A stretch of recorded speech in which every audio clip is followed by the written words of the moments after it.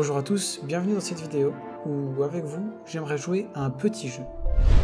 J'ai laissé des erreurs de montage dans cette introduction, et le but du jeu pour toi va être de les retrouver. Donc sans plus attendre, on est parti.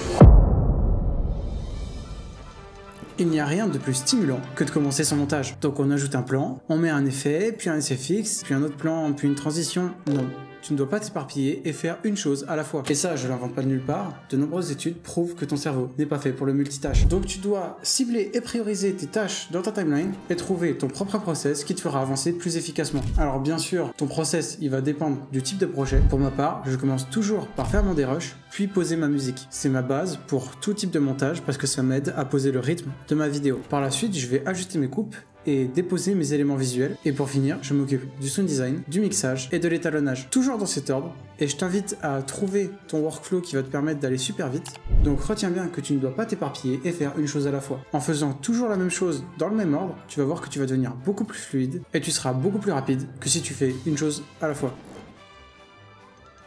Quand tu fais du montage, tu dois prendre soin de ton spectateur et ne pas le brusquer avec des faux raccords ou des erreurs de mouvement. Il y en avait plein dans l'intro, donc j'imagine que tu les as remarqués. Ce que tu dois comprendre, c'est que le regard de ton spectateur vaut tout l'or du monde, donc tu te dois de le respecter. Et ça passe par les mouvements, par le cadre ou encore les raccords. Par exemple, sur ce plan, le personnage se situe à droite et sur le plan d'après, il se situe à gauche du cadre, donc ça va brusquer ton regard. Et c'est pas du tout ce qu'on souhaite. Pour commencer, tu peux t'aider d'une grille et une fois que tu auras l'habitude, ça sera un jeu d'enfant. Bon, je m'attaque à un sujet difficile, mais garde à l'esprit que le rythme, c'est super important dans un montage et qu'un tout petit plan de rien du tout peut détruire ta vidéo. La technique la plus simple, c'est de se caler sur le rythme de la musique. Quand j'ai commencé le montage, j'utilisais cette technique sur toutes mes vidéos et ça a toujours fait l'affaire. Pense surtout à ne pas faire de changement de rythme quand ce n'est pas justifié et garder toujours la même structure rythmique. Sinon, ça risque de trop brusquer ton spectateur. Et pour améliorer sa connaissance du rythme, il n'y a vraiment pas de secret. Il faut juste pratiquer et encore pratiquer pour comprendre toutes les subtilités. Je te conseille aussi d'observer et de répliquer les patterns qui marchent bien. Par exemple, sur des reportages, on garde toujours la même structure rythmique, de manière à garder une neutralité dans le rythme, ce qui est important pour une chaîne d'infos. Donc n'hésite pas à observer, t'inspirer auprès des contenus qui ont déjà fait leurs preuves. Oui, je parle de toi, avec tes petits presets Mister Horse, tu crois que je t'avais pas vu? On est très vite tenté de prendre des packs de presets déjà tout faits, ou des packs pour faire un effet précis très rapidement. Mais crois-moi qu'il n'y a rien de mieux que de savoir le faire par soi-même, donc n'hésite pas à aller regarder des tutos pour apprendre de toi-même. Ça va t'apporter plus de compétences, une meilleure personnalisation de ton asset, et un rendu plus unique à ta vidéo.